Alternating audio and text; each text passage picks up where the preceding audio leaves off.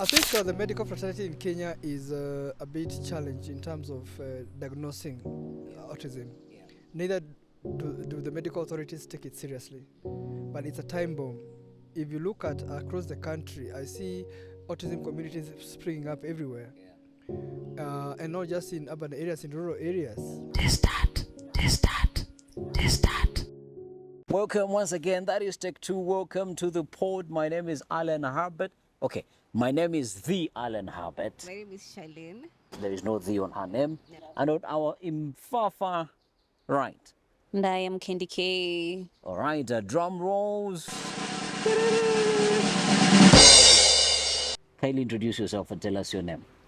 Okay, my name is Stephen Ndegwa. Yes. I am the father of a 14-year-old boy living with autism. Yes. I am a consultant, communication. Okay. Yeah. So you're looking at us sitting up and like, well, at these amateurs. No. This is digital, so and as you can see, I'm a bit analog. Yeah. Yeah. So I have a lot to learn from you guys, definitely. But yes, I am also pursuing my PhD in international relations. Oh, wow. Yeah. So life continues, basically. It's going to be interesting to hear from Mr. Ndegwa here, and also raising a child with autism. It might be a handful, yeah, the experiences and all of that. And if you are new here, this is the Distat podcast. Like, share, comment, and subscribe. And also go through the page. We have other two amazing conversations that we had with a lady with autism in the name of Karen Moriuki. That was amazing. You can check that out. But also we spoke to a gentleman with autism. What was his name? Nicholas Ndungu. Yes, you can't forget that. We can't forget. The audio videos. The OG? Sarah Busibori. Ah, yeah. Sarah Bosibori. Okay, you can follow us on all our social media accounts. That is at Include 360. How was yours week? I was thinking about that as I was coming here because we always do that. Yeah. I don't have a word for it. It was just a week. It was honestly just a week. Okay. Nothing interesting, just a week. Okay. Yeah. Candy K? Slow. Yeah. It's been a slow week. Okay. Yeah. Any particular reason why it's slow? You just wake up, you're like, it's today, comes to an end, mvua, all that. So everything is like moving slower than usual. So yeah. And Mr. Ndegwa, for yourself, how was the week? I guess this is midweek, first of all. Yeah. The Rays are here, and well, they have wreaked havoc. Yeah, absolutely. But I think we can't complain. We should just learn to live with it because there are times we get too much sun and we are all, we are complaining. So we should just manage, our disasters better than the way we have done before. Yeah. But in terms of family, my wife is not around, so I'm the one who is Baba and Mama in the house. And my son was opening on Tuesday. Yeah. They have a different system where he goes to school, my autistic son, of course. Yeah. And so we have to wake up early, we make him, we give him breakfast, all those chores that the mother would do. Yeah. And she has a sister who's also in the house. She's a university student. Yeah. But we live by, and we are happy to just be alive and healthy and doing what we need to do. Yes. Yes. What have you learned from that experience of being Baba Mama? I think, fortunately my kids are a bit mature now. They're bigger. So it's only now my son Aaron, he's called Aaron Miruri, who is 14 years. And I think he's, of course, a handful, as you say, yeah. He's quite some work, a piece of work. Because like now I usually go take him in the morning at 8, and I have to go pick him at 2:30, take him back home, then I go on and do my stuff. First of all, it's expensive for fuel. And when I'm not around, of course, they'll have to use cabs and all that. But I think, as I said, some things in life, you just have to take it in your strides because you don't know what God has put there for you. So you don't complain, you just go. When times are hard, you just struggle, you push harder. Yeah, you just live. So but of course now we have a house help who comes in the morning and leaves in the evening. So she comes, does the house chores, she cooks. So we just have to warm the food maybe in the evening. But basically the house chores are done. It's just now taking care of Aaron. That's like a full-time occupation. Yeah. Interesting. Okay, nobody ever asks me about my week. Okay. How was your week? My week was nice. Actually, I don't think I need to mention, but I had a very beautiful experience the previous week because I was someplace which is not Nairobi. It wasn't noisy. It was chill and everything. Was it And Shags? no, it wasn't Shags. Yeah, it was another city that is in Nairobi, and I did karaoke for the very first time. Yeah, I went singing karaoke, and it was really interesting. It was like Which song did you sing? a song by a band. It's out of Alabama. It's the band is called Lynyrd Skynyrd, and the song is Simple Man. Because I think even Mr. Ndegwa is echoing that there is this simplicity in life, yeah, and we always make it complicated with the things that we decide to do. So yeah, that is a song that I sang, and everybody actually was surprised, yeah, in the karaoke bar. Positive or negative? Positively, of course. I swept away everybody. I want you to tell us about your son, Aaron. Yeah. Introduce us to him. Yeah, Aaron was born in 2000. Oh, Yeah. that's my age mate. Oh, really? You shouldn't have No, said not that. 2000. Okay. No, 2010, sorry. 2010. Cause- Not my age mate. Because it's 14 years. 14, yeah, Sorry. 2010. Unfortunately, we always say, to coerce people to tell us things, we always tell them that is not going to go on the internet. But Charlene, unfortunately for you, that is going to the internet. Easy. It's okay. It's fine. It's just age. That's okay, yeah. So now, Aaron was born in 2010 in November. And normally, very beautiful kid, yes. Very beautiful and handsome boy that is, and healthy and everything. So I have two other children, a boy, the firstborn, and the girl now. So we thought this is okay. This is a third born, and we had already decided that we are going to have 3 children. So we said close of chapter. And yes, so we of course go as usual with like the way we did with the other ones, yeah. At about 2 years, I realized, funny enough, I think God prepares you mentally for something, because the time I had watched TV and had seen autism, something about autism, and I saw that autistic children don't give you eye contact. So it was just a random thing that came, and I was like, oh, okay. But that autism thing never, exactly, now I know, that autism thing never left my mind. So after 2 years is when I saw this guy is not giving us eye contact, especially me. So I asked the mother, what do you think it is? So she also said she had noted it, but no, I think we were just fearing to say it. So we could see he's avoiding eye contact, and he was slightly late to walk than children his age. By how long would you say? Maybe 3 months, you know. Kids start walking at what age? Okay, I think at that time when I was, it's about 1 year and something, yeah? Yeah, but I can't put a specific, but we looked like it was about 3 years late, yeah? Okay. 3 months, sorry, late, yeah? So at that point is when now we saw that something could be, of course, yeah. It's not denial, but you're like, what's the hurry for? Yeah. So, but when he hit 3 years now, he couldn't even start speaking words. So we saw now here, there's something. So we were like, is he not hearing? Is he not? Why is he not talking? Is it that he doesn't hear? That configuration of the audio. So we said, okay, fine. We talked to a doctor, and some people then they said, yes, you could try to do the tests. And my initial conclusion was that this guy is autistic. Yes. Why was it autism for you? Because I could see those delayed milestones, and when I looked at other children, I was like, no. Here there's a problem, because especially the speech is the one that gave me the red flag, yeah. And because I had speech challenges when I was young. I was stammerer for some time, but you see I could still talk, struggle, but then I overcame it. I think by 5 years I was kosher. How did you overcome it? No, naturally, nothing was done. Nothing was done. It's just natural. You see. So, but this guy now, we started taking him to hospital rounds. we took him to a speech and audio, doctor to try and see. So they did test. So they said we cannot find anything with his eardrum, for example. So we took him for blood tests. We took him for this and that. But there's a doctor. Every doctor was like, he has delayed milestones, and some were courageous. A doctor in Akan told us that I think you're dealing with someone who is autistic here.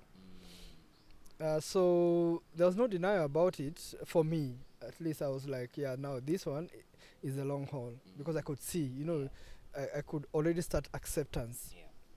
And maybe I love children, so for me it was more of sympathy and empathy than even trying to think now, what are you going to do?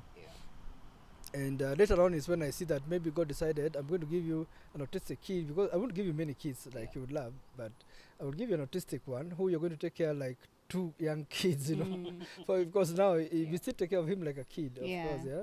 There are some things that he can't do for himself, basically, or some other things he has to be supervised closely. So we took him now, we decided, okay, this is autistic, so that is when the hyperness started. Oh, he was hyper, exactly. Even What age is this now? Yeah. it's about now from 3 onwards now. We started that stage of being hyper. The guy is hyper. We can see he's agitated, he's what? I mean, it's just horror. And what would trigger him? Later on, is now in retrospect, is what we came to see what triggered him. Is the stimuli, noise, diet, certain diets like sugar, like gluten, I remember also Nicholas mentioned the same thing. exactly, like milk, you see. So it's when now we started getting information what is autism, and then we were told about groups that have parents who, like DTSK now, for example, where we had the event last week. Where we have caregivers and other professionals in the autism community coming together to share ideas. So that is when we started now learning a lot. And we got in contact with parents who were also very keen about how to take care of the autistic children. So from that point now up to from 4 years now, we started now doing dieting. We removed all those things, sugars, especially artificial sugars, gluten, milk, food with preservatives. He went natural, we went natural, a lot of it. So it was quite a struggle. So we took him to school. Probably, Mr. Ndegwa, before you go to school, allow me to take you back into the story. There is a place that you've said that a bold doctor at Aga Khan, they are the ones who sort of, I will use the word balls to tell you that, hey, you might be dealing with a child who is autistic. But that is after going through so many doctors who did not have that that courage to tell you that, hey, you might be dealing with a child who is autistic. What role do doctors play in making sure that parents identify their kids so early on in life so that you can start with implementing? Because probably you did not need to wait for Aaron to be up until 4 years to know exactly what you needed to do. I think the medical fraternity in Kenya is a bit challenged in terms of diagnosing autism. Neither do the medical authorities take it seriously, but it's a time bomb. If you look at across the country, I see autism communities springing up everywhere, and not just in urban areas, in rural areas as well. So the medical fraternity in Kenya needs to put that in, or like when they study developmental challenges, not just autism, but of course neurodivergence. I mean whatever, all that neurodiversity and exactly. They need to have a serious course about that, and we need to have a dedicated team that diagnoses those challenges, because I can see in some countries now they say that they can diagnose a child with autism from the womb. You see, and in fact, even sometimes 3 months after a baby is born, they can tell you this child is going to be autistic. So you start interventions at that time. So if we had known that Aaron would be autistic, then we would have started, from the very beginning, preparing ourselves mentally and everything, and avoiding him to do like the kind of foods that he was eating initially, because food is very important. I must say here that we have really managed his condition with foods, that dieting thing, So the doctors also, they take advantage. Because you'll just go and see that guy for audio. He's just going to do and say, you're kidding me. I don't have no problem. Yeah. So they leave you. It's like a conveyor belt. Unfortunately, it's a bad system. Yeah. I respect doctors and I sympathize even with their plight right now, but they also need to be, if they need the public also to fight for them, they need also to be more professional, you know, because you can see that even if they have not read that so much in college, there are ways that a doctor is intelligent. I mean, these are A students. He should look at that kid and say, the reader I've read about autism, let me warn that parent. Yeah, or even refer you Exactly. to a specialist. Yeah, refer you to a specialist. No, they will refer you to specialists, but there's no autism specialists. You see, that's the problem. So it is just now people who will pick out those signs, you know. And some doctors will go, and the good thing with being in this community, some doctors we went to, they started giving us medicine like for epilepsy. So and those medicines I hear they are damaged. We have never given our son mental, you know, like those tablets to make him cool down or whatever. Yeah. We have done supplements, yes, a lot, supplements, but not drugs, because some of them damage their brains. Exactly, they make them zombies, and they can do more damage than harm. Yeah. And I think this reminds me, okay, I'll be doing a lot of reference because we've been having these conversations. Karen Muriuki was telling us that is why most journalists even look at autism as a disease, because probably these journalists have interacted with somebody who has been put on meds instead of giving them the proper care that they would need. You know, journalists want hot information. Exactly. Yes. I have appeared on TV. Let me just repeat that. My own vernacular, Kikuyu TV. I mean, some Kikuyu station, not Kikuyu TV, but a Kikuyu station. And I remember when I was interviewed about that, and they were like, "Oh, you know, they called in. You know, it's the leading actually Kikuyu station," and they were like, "Oh yeah, you mean fathers can do this? You mean this? You mean that? You know." So there's a lot of ignorance because the media does not go out to tell people the truth. You see, and not because they don't want, but because they do not want to put in the energy. They want fast bites. They want easy, you know. And then there's also a lot of politics within the autism community. So some people are trying to make money from it. Some people are trying to make money from it, you see, instead of just being there for people and giving people information that they need, because information is power. And I think the few interviews I've done on autism, I think I have been able to change opinions about it and everything. Exactly. So that is the role of the media. They should get people who are authentically involved in the autism community. And I think that's where your podcast will be strong, because you're looking at the people who live in, you know, the living experience. What is the lived experience of people? So me as a father, I'm not coming here to give theories. I'm going to say, yes, this is the way we have been hands-on. Okay? And as a father, if I look at having to change him when he, wets the bed, when he soils himself in bed, even when he's a big boy, sometimes something triggers, you don't know. So you look up in the morning, he has soiled, you know, like you have to now pick those things. Luckily now we have a house help who is very supportive. So we put that aside, she'll come and wash them. Then we have to shower him. So in the house, it's all hands on deck. So, but I don't like, sorry to put it that way, but the media tries to make autism look sexy. It's not. It's not something sexy. It's not trying to go out there and say autism and try to be a star with it. It's people who are suffering, because these kids, if you don't take care of them, I think they suffer. Because I look at my son the way he is now, and I think if you neglect him in one way, then he's suffering inside, but he can't express himself. So he's having a headache. Now we read by signs. He has a headache. We're going to look and see, give him Panadol. In fact, we're going to say, give him 1 Panadol, give him 2 Panadols. You know, so he's on magnesium supplements. He's on these supplements. All those things. He's on magnesium, also from coconuts, madafu nini. So maybe in the conversation of media, because we've had this with Karen as well, like where the rain is beating us when it comes to the media. And the role of media is to, you know, inform, educate, and entertain. And like you've said, they're sexifying autism. So would you say the real problem is that we are failing in this part of informing and educating?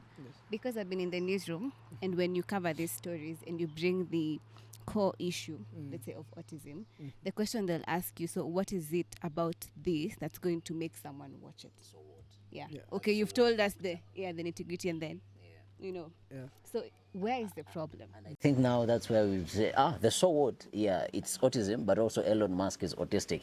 So you let it ride like that, and actually what you're saying, sort of making it sexy. Yeah, Exactly. hapo ndo inakuwa when someone autistic does something great, the autism comes before the person. Without even getting to really understand the nitty-gritties, as you're saying that you have a son who is 14, he's non-verbal, he's not able to communicate like with words, but if you look keenly, you can see this young man is agitated, there is something that is going on, then you try to intervene because you've been around him for so long. Another question, and this might be going in so much into family, when would you say that if you had not come across the information about autism when your son was born, your reaction after his birth would have been different? Because when many persons with autism that I talk to, even out of this space, they tell you, my mother is not in the picture, or my dad is not in the picture. For you, would it have been, did that even cross your mind? Or even when the doctor at Aga Khan said, guys, you are dealing with an autistic child, what kind of, paint a picture for us, what kind of conversation is going between you and Mrs. Ndegwa? Yeah, and it's not even stereotype, but mostly it's dads who step out. Yeah. Not stereotype. But he's there. But he's there. Yeah, with a few exceptions, Is that who? Yeah. Is that who do what? The stereotype is most dads step out. If you Oh, yeah, even yeah. outside Okay, yeah, autism, of course. other disabilities, it's always the dad. For a moment I thought you said step up, so I was excited. No. Oh, you were shocked even. Yeah, exactly. You I was see? shocked. Yeah. Yeah, but basically, you are right, because, and I don't blame dads actually, and see that's why I come out a bit forcefully to protect men. Yeah. Okay, let's go. Yeah, because I mean we have been vilified for all manner of things, and some of these things are just because men are not involved. You see, and I don't want to say I'm special. Of course, I'm not. Yeah. No, you're special for stepping out. no. Let's give you No, your no, no. flowers. It's not even me. That is your responsibility. As you Exactly. should. You should not be. Why should we clap for fish for swimming? swimming? Yeah, you know. Yeah. But basically, I think, as you say, if I didn't have that initial information, I would have been walking in the dark, and that would have created conflict. Because then we would have had clashes and say, oh, the mother, you're not doing this, you're not doing that, you're giving him this, you're doing this, So that would have been a source of conflicts. Of course, later on, now you come to realize this is a problem. Definitely, you are living in people, within people, and something will come up and you're told, go and check autism. And it may not even come from the medical fraternity. It will come just from someone, a friend, and say, I have a niece who behaves, or I have a nephew who behaves like this, or I have a young brother, or I have a son, or I have a daughter who behaves like this. And we were told that he has autism, you see. So that's the way it goes. So eventually you'll get there. But that mental preparedness is critical for you to handle the job that is there, you see. Because these children need love. And if you are not able to be empathetic from the get-go that this is a kid who needs special care, then you're going to ignore a lot of red flags and you're going to exacerbate the problem. And the problem in here is that when we sexify and say Elon Musk is autistic or the other stars, then we should also realize that there are different levels of autism. You have the high achievers, high performers, there's those in the middle, and those who are low, Yeah. So for Aaron, for example, he's in the middle. Okay. He's still there. He loves the phone. He'll take the phone. He'll go and take YouTubes. He has specific videos, and he's very good, on he is finding stuff and all that. But he can't express himself. He still can't write down stuff. Even painting is still a challenge, you see. But you can see there's something in him that, and you don't have to force it, because that's how we damage kids, even kids who are normal. Because you go and try to force a kid to do a career that is, you will let that seed out. It will come out. You see, like you now, what you're doing here, I don't think someone came and told you, do this, it just came out naturally, you see? And so I think if you are gifted in a certain way, that thing will just get out. You see, it will grow. It's like planting a seed somewhere. it will definitely grow if it was meant to grow to a big tree. Because out of all the seeds, these trees, some grow to be huge, others they're still stunted, others are, So, yeah. And when I talk to people abroad and the kind of autism they give, autism care they give in the medical fraternity, their government spend a lot of money for autism, not, or that the whole ADHD spectrum. The government invests a lot of money to make sure that these kids get as normal as it can be. You will find in some cases they're abused, even in the US, the UK. You find cases of kids who are, mentally challenged being abused. That is there. But basically the system is that it has invested a lot to make sure that these children are well taken care of. So, for example, I was talking to somebody from China, and she was like, when I told her I have an autistic child, so she was like, okay. So they were also very concerned. And I told them that our greatest fears as parents is when we go at whatever time God would like us to go. Now, leaving this boy in the hands of people you don't know what kind of care they will give to him, that is so depressing, you see. But in China now, she was telling me that what they do, they have government run institutions that take these children, even now that you don't have even to live with him per se. You can just go, give him up to the government institution, and the government takes care of him. Maybe you can go for visitation, or you can go pick him up and stuff like that. But it's not a good thing to do, to give your child, because, to that whatever. Unless the situation is so desperate. And they realize that the level of care you might give that child, in the developed world, these are different. It's very expensive for you to take care of that child. Because of Medicare. Exactly. Because of those things. So when they're in that home, they are well taken care of, and all those things are whatever. So, that is the way now you try to balance, what we're having here and the reality of what's outside. I don't know if Shalini will ask this this question, or even Kendi will ask this question, but why exactly we requested you to come to the podcast is for you to be able to drive that point home about the men, And there is something that you were touching on, but you veered a little bit off, where men, you're saying that they are being vilified and they are not asked to participate, or those opportunities to participate are not provided for. Could you dwell a little bit on that as well? Yeah, and you also said that men are not involved. Yeah. Can you expound on that? Okay, let me start from the first point that you had mentioned earlier. We should not praise fish for swimming. So you as a man also, first of all, you must, when you get whatever kind of kid God gives you, there are men who will say, that is not my kid, no, in our home we don't have, and those I told you, they are stereotypes that sometimes you can't blame them. It's ignorance. Just that we have ignorance in so many sectors. So it's lack of information. In case, anyway, to be honest, if you feel that a child is not yours, nowadays you have DNA. You don't even have to go to exactly, just go to the chemist, DNA sorter, you go, I don't know, you do whatever, if it's that serious, But if you're sure that child is yours, and even if it's not yours, you can't just throw your mother and child away. You need to take care of that child that you have brought forth in whatever shape, because it's a soul. You didn't give birth to a Mercedes Benz or BMW, so you can exactly. So whether the kid is what you perceive as ugly or whatever, that's not the point. The point is that you are bringing a soul into this world, and you must take care of that soul to the best of your ability.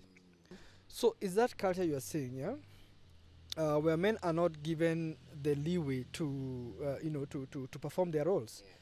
So you'll find that financially, then if you're not able, for example, you're not a man in the house. So you'll be like, even if it's autism, so the wife might feel like, I'm the one who's doing all this money, bringing money to take care of this kid. So you're shunned aside, you see. So I think what I mean is I don't know how to put it really. It's quite complicated because it's in me. I'm trying to put it politely. But there's a way that you can say, because you can be disrespectful for a minute, because when because even our tagline for Include 360 is all voices, all the time. We do not want to censor voices, as long as it is a perspective that you are sharing from your point of view, and you believe that this is a proper representation of what I am talking about, it should pass.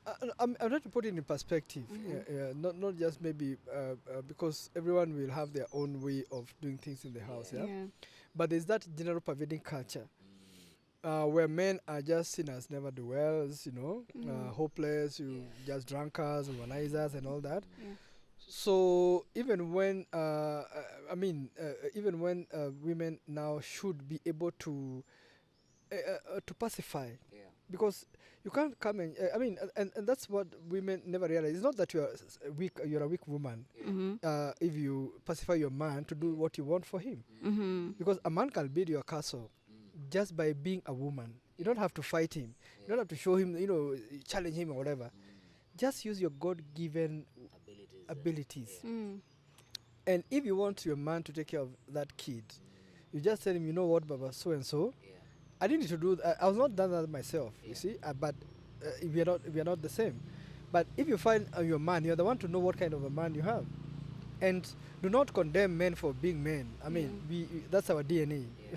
We are testosterone driven. We are aggressive. We are what. Just like you don't expect us to be women unless you want us to be gay. Anyway, yeah. No, for real, for sure. Yeah. I must say these things because it's annoying that people are telling men, no, be feminine, be softer. Yeah. No one is telling women, okay, to be like men. Be strong, be this, be that. Yeah. So we must respect each other's DNA, natural give. And if I want a woman, if I approach a woman aggressively, of course she's going to be taken aback. She's going to be like, what guy is this? Yeah. So I must go down to her level of emotion and engage at that level.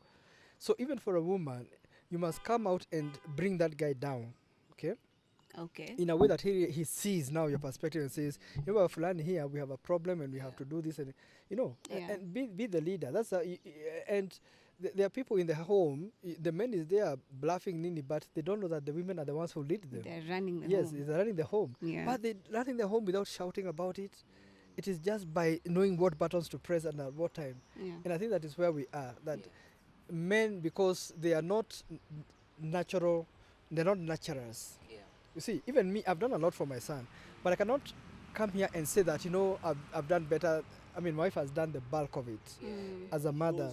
Of course, she's done the bulk of it. But that even 20% I've done, I think it has been a game changer, because I have supported, the pillars that bring out the castle that needs to stand. Yeah. I see Candy is I think she's agitated. She wants to ask a question. Okay. But there is a key thing that that you say that I like, where you say that you must understand the kind of man or the kind of relationship that you are finding yourself in. Yeah. Yeah, I mean, not one size fits all. I mean, if your spouse is argumentative, either way, then you know when to be the one who has to keep quiet, you calm down, and decide, now, dear, I don't want a war. Because I can imagine if I started a war with my wife, not just about our son, but about anything. Yeah. And so the home becomes uninhabitable. So how would we be able to support that young man? Yeah. And most of these kids are suffering like that. Yeah. That they are suffering because of you are fighting, both of you. So nafahari wawili wakipigana nyasi humia. Yeah. So you neglect that kid. The father will go out and drink late because it's like, you take care of him, he does whatever. And then, of course, the mother will say, okay, that's it. That's the way. So you can see what it means. Yeah. So I think God has, you must ask yourself why God wants you to be with that autistic kid. I think that is critical. Yeah. And that's a picture that, I'm not a preacher and I'm not that religious, but God is a life, there's a life force, whichever way you view at it, or whichever way you view it, that you need to realize why you have that autistic kid. Yeah. I remember there's a time that we were in Parklands, so we took the wrong turn. And a cop, as usual, they wait for you down there. Yeah. So they're like, okay, come here. do you know this? And we had used that road before, but it was closed. We had not been there for some time, so it was closed. We didn't know that it was a one-way. So the cop says, okay, now we need to take you to Parklands Police, blah, blah, blah. Okay, the rest is history. I don't want to be quoted here. But now, when I stepped out of the car briefly, and I left him and my wife, and my autistic kid was there with the son. So they're talking with my wife, and they're like, okay,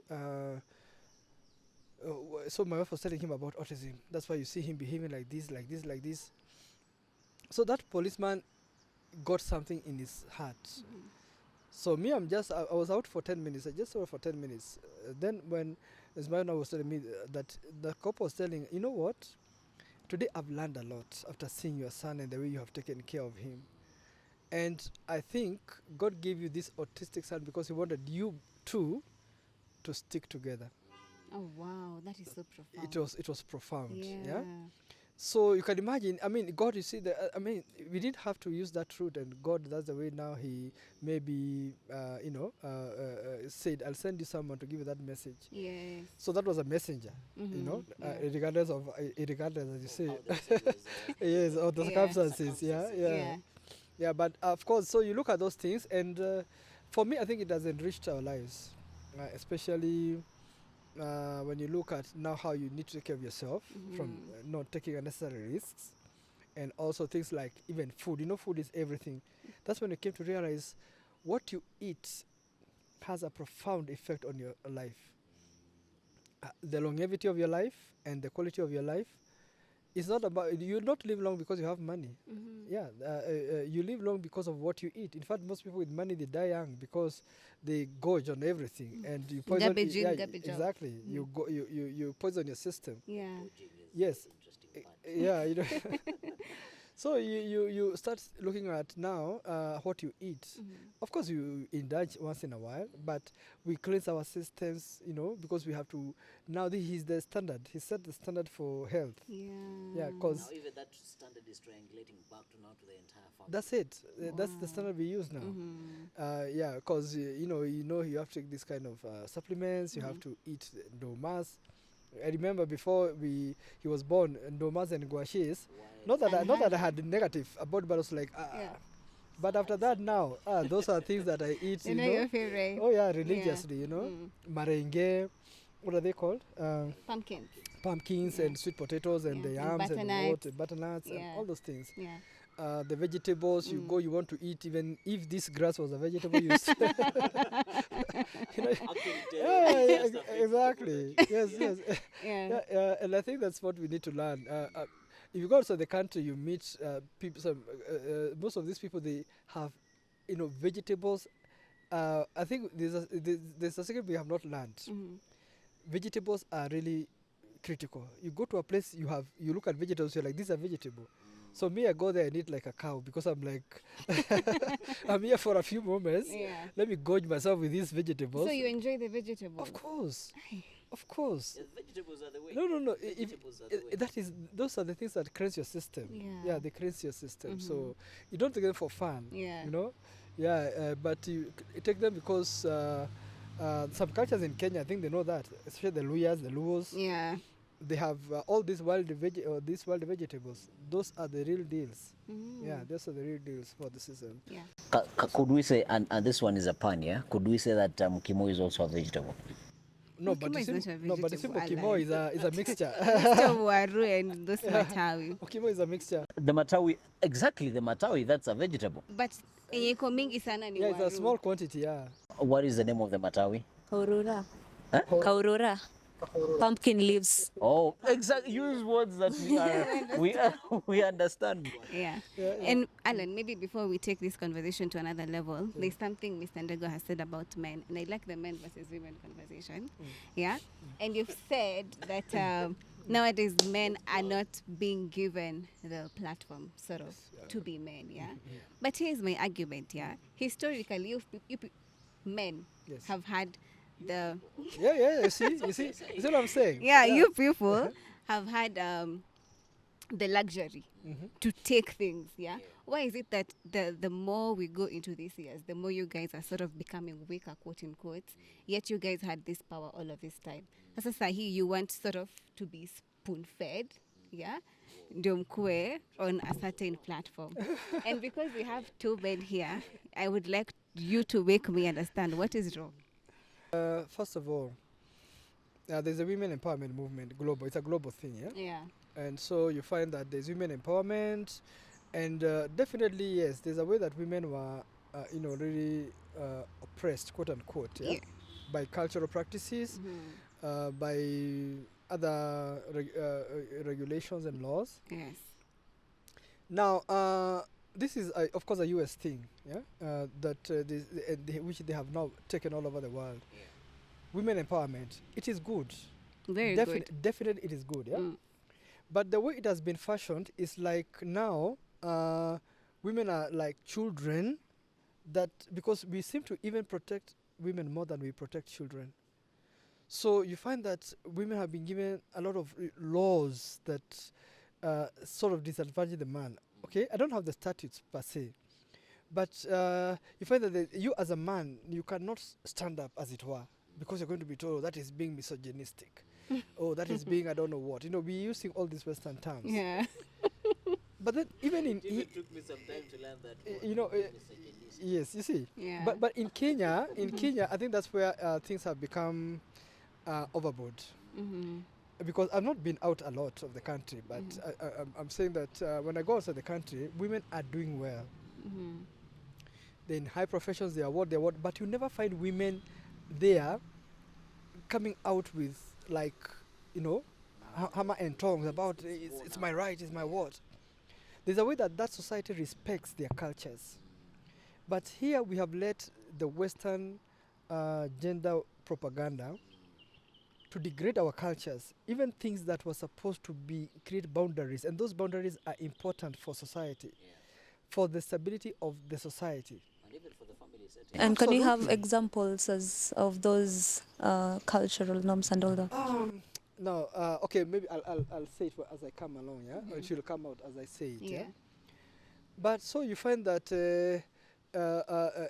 okay, let's say, okay, for instance, in cultural ceremonies, the fact that a woman can take his son for circumcision is not supposed to be. No, I'm saying at a very basic level. A woman is not supposed to take his son, or I mean rather her son, for circumcision. Okay. Get a man, even if you have no man relative, get another man in the workplace, in other situations that you enroll with man, a man who you can trust and you feel he can be a good role model. Tell that man, you know what, my son has to go for circumcision. Whatever, you see. My son was circumcised last year. And actually, that's where I was going to go. Yeah. Did you have Aaron circumcised? Yes, definitely. And we said even if he is challenged, we said he won't go early for circumcision. We said he's going to go like if he was just a normal kid, like they go at 14 years. So definitely he had to go under anesthesia, general anesthesia. He had to sleep. But me and the mother were there. But I'm the one who now went like over the Rubicon, to make sure. And I spent with him 2 weeks in the house. So I slept with him in the same bedroom, just to make sure that I take care of him. Because I would have left that to maybe a cousin or something. But this is a special needs kid, yeah? So I did not want to leave it to someone because anything could happen. Within the first 24 hours, he had removed the bandage. The first 24 hours? Oh, it's normal. No, it's normal. It's normal. In fact, the doctors will tell you it's okay because they have stitched him properly. But now you see, it's to take care that he doesn't mess up. In this country, you can just get that wound and then alafu murudi huko. It can be horror. It can really be horror. But you see, now I took my man role, and that's what I'm saying. For example, men taking over that role. So I decided I'm not going to give this to anyone else. My son, the biggest son I have, that one it was not a big deal.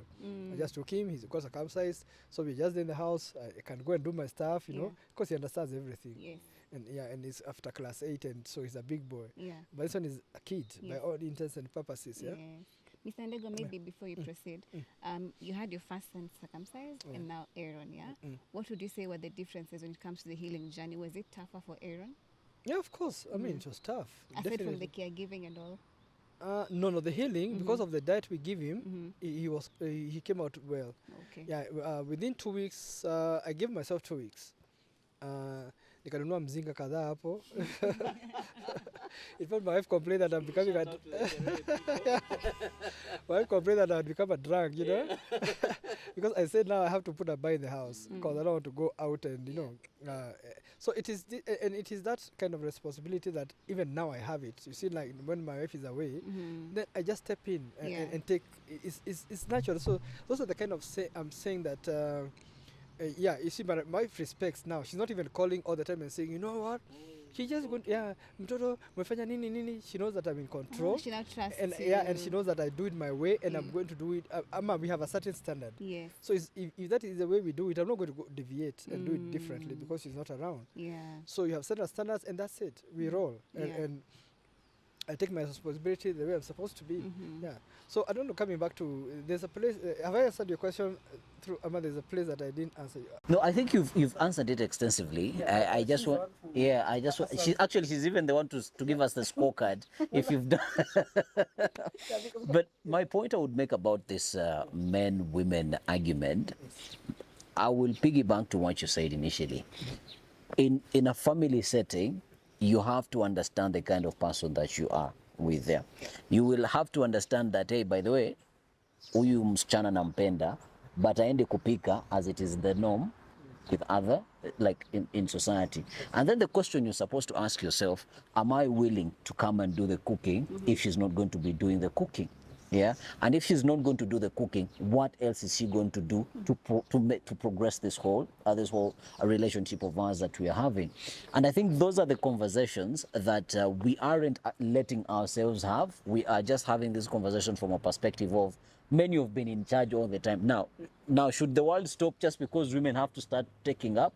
If women are taking it up, okay, what is the man going to be doing?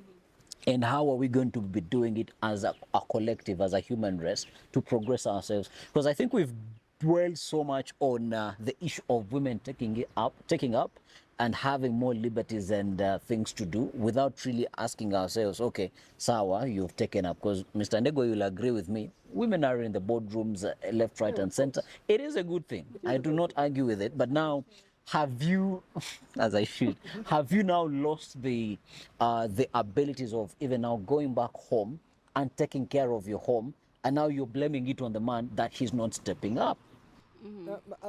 I think what I wanted to say, now you brought me back to that point, is like one of the people or one of the countries that purports to be the biggest gender, fighter. Is the US. Yeah. Now, what happened to the election between Trump and Hillary Clinton? If they were that gender sensitive, we would have, we would have, exactly. I mean, they have not set any standard for us in the world to show that they are supposed to be, Now, after Hillary Clinton, I don't see any other woman president in the US in the near future. They're just bulls there. No, I don't think she can make it. Let's be honest. No, absolutely. No, and not because she's a woman. Yeah, no. nothing to do with it's gender. Politics. It's not about gender. If I don't look at things from a gender point of view, apart from the cultural aspects. Yeah, actually, and I like what you've said. Yes. Yeah, we should not even look at things from a gender perspective. Yes. Apart from the different cultures that we hold in the different cultures. Because what has happened is that gender has been weaponized. It is no longer about respecting one another in the house. Because if I love someone, if I marry someone, then whatever the law says should not be an issue for me. Is that I love that woman, and so I'm going to go down to do what I need to do to have a home with her. In fact, there's no way that the law will come. The law will come only when maybe things go south. I mean, you never know about life. Yeah. So things could go south sometime, after marriage of 40 years, whatever. People still have issues. Yeah. But if at all I love a person, we are going to have a mutual understanding. If you say you don't like to cook, I can say, okay, let's do it together. I mean, we don't have a problem. Then, and if you say you don't like to cook, then we must have the money to eat out. Because it happens a lot outside. Yeah, people eat out a lot, by the way. Yes. But you cannot eat out. Actually, on that point, yeah, there is this joke that I was saying, and this guy, Taylor Swift and the boyfriend, and this guy was saying, if Taylor Swift was in Spain and she did a concert, immediately after the concert, she went onto a plane to go watch her boyfriend play in the Super Bowl. Then why can't your wife wake up in the morning and just prepare a meal for you? Because it's a Super Bowl. A cup of tea. That cup of tea probably is our Super Bowl. Okay. We are not going to have to go to the Super Bowl for you to do this for me. As I said, we have taken gender from the wrong people. There are many societies who are very developed today, but they still have those gender, not roles. I wouldn't call them roles, but there are some boundaries that, I mean, is in nature. It's not even about whatever. It's in nature. It's in There are things that you would not expect you to do as a man that are done by a woman, and there are not things that I would do that I expected of me as a man. Yeah. Because if you say it now, I mean, as a man, surely it doesn't matter to you. You're going to say, oh, you know, that is why because you can't come to my house and then say that, you know, man, you have been cooking for you for ages. So I mean, yeah, who am I to you? Am I your husband, or am I just another man on the street? Absolutely. Yeah, that's why you show me love. Men show love by being supportive materially. You know, like me, if the love I give to my son is going out on a limb to make sure, I don't know what, you're getting a bill of 10,000 for whatever supplements, for you just pay, and sometimes you just go dizzy and say, okay, whatever. Maybe God will compensate me. Yeah? He will. Yeah, but I won't let someone suffer because I want to buy something expensive to show off and leave someone who needs a high quality of care if I can afford it, you see. So I will do that by being there, and being there as a man, quote unquote. Then my wife, of course, if she's cooking, she knows what to cook for him at certain times. She'll say, okay, now this guy is whatever, I'll cook him some porridge, I'm going to give him this, I'm going to give. So all of you have, and those things are natural. And let me tell you for sure, if you don't have to even to put society there. If you put, it's just like a wild animal. Even if you domesticate it, when it is still young, and you leave it at one point, it will go to the world and realize this is really home. Yeah. So even in the human race, a boy and a girl, even if you put them here and don't expose them to any roles, put cars and whatever there, and put things for cookery and whatever there, I trust, and there must be some research that will show that the ladies will go to the cookery side and the men will go. It's in the DNA. So I don't know why we are trying to reinvent this life and trying to now, because I mean, that's why everywhere things are going, haywire. The society is just going down. You see, so we must have limits about how much liberalism we should take, and so that will be, and because we're in a modern era and we are becoming an urbanized society, there's give and take across the board, and especially for men. I don't have to come home and throw shoes all over and whatever, Yeah, but then but then I don't have to be a metrosexual man, I don't have to be like too feminine, to prove that whatever. Yeah, just like a woman, exactly. You see a woman try to be a man, and I'm like, what? Why? What do you want to show like you? My biggest, even as we're going back into the confines of the conversation, my biggest concern is about this whole thing is the argument of the sort of double standards, that this concept can work here, but it cannot work here. That is my only problem with this whole feminism, whatever. If it is going to work in this context, then let it work across board. Test that.